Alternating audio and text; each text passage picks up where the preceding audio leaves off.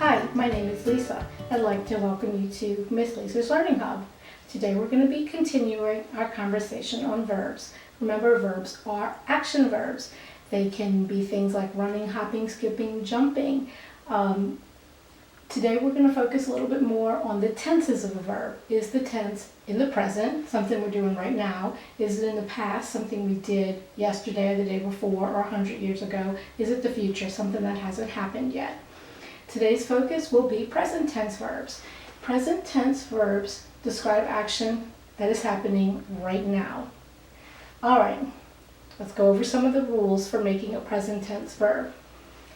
You add s or es if the subject is a singular noun. So if the subject is he, she, or it, singular subject must have a singular verb. So he runs, she runs.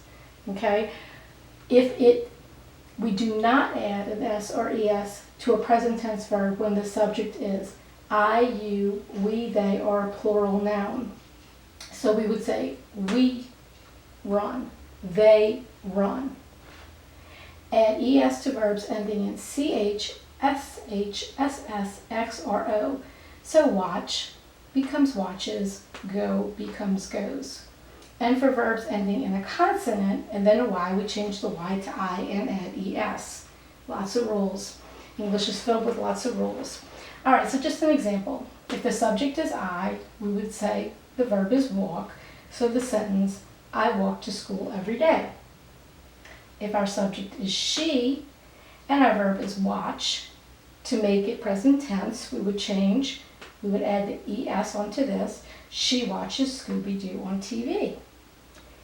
If our verb is marry, again singular, sip, we would know that we just added an s onto the back, so Mary sips the hot coffee. Okay, so let's practice.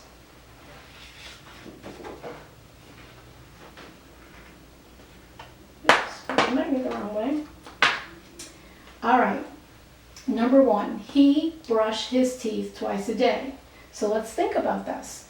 This ends in an sh, and if we look at our chart, something that ends in an sh, we know we have to add es to the word. So we would say he brushes his teeth twice a day because he's doing that right now. All right, next sentence. They play video games after school. All right, we have the word play. Now I know we looked in here and we said, oh, here's the word they, right here. So do not add s or es to a present tense verb when the subject is I, you, we, they. That's my granddaughter's drawing on the back, sorry. So we know to make this plural, since this is plural, we have to keep this plural. So we would just say they play. So that stays the same. My brother go to college. All right, well, we got that example right here. Go becomes goes. So we add es to the end. All right, I'm going to let you do the next one. The baby cry when he is hungry. That's a rule on this chart. Do you see it?